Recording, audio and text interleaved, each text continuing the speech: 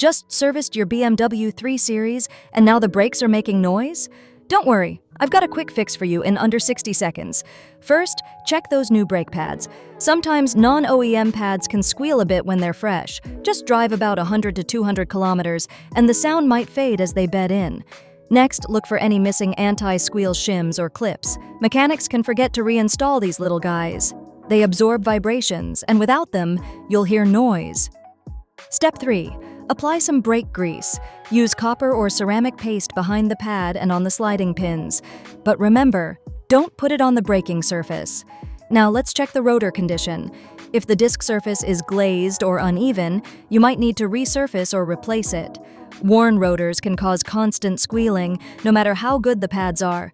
If the noise continues after 300 kilometers, it might be a mismatch with the pads or rotors. Stick to OEM or quality brands for the best results. Follow for more quick BMW service tips.